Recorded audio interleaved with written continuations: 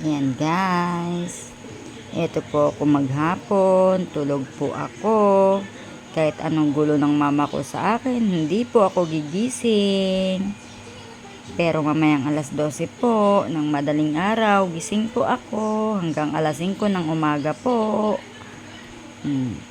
Tinanggal na po yan sa duyan, nilapag dito sa sopa para gumising. Kahit anong gulo ko, ayaw niyang gumising. Maghapong natutulog. Pero pag madaling araw, gising na gising, ayaw magpalapag, gusto karga lang. Yan, kahit anong ingay ko ngayon, hindi po yan gigising. Hindi po ako gigising kahit maingay ka. Inat lang ako, tapos tutulog po uli ako.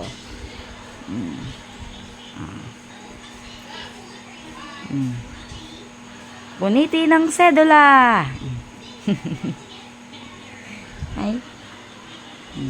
Yan po. Ito po ang ganap sa aking maghapon, tulog, kahit ano pong galaw sa akin, hindi po ako gigising. Kasi, mamayang alas 12 pa po ako gigising, hanggang alas 5 ng umaga po. Kasi po, pupuyatin ko po si mami. Opo. Si mami naman di ko pa po patutulugin. Ayan po ang ganap ko everyday. Ayan, kahit po anong ingay ko, kahit anong ingay ni mami, hindi ako gigising. Kahit anong gulo sa akin ni mami, nilagay, pag alas 12 po, kahit nasa aircon, iiyak po ako.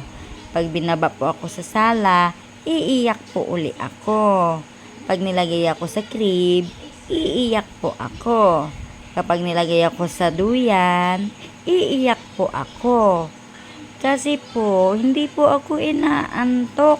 Pinipilit niyo ako matulog ng alas 12 ng madaling araw.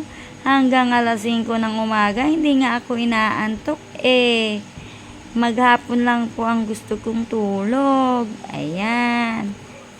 Kahit na anong gulo.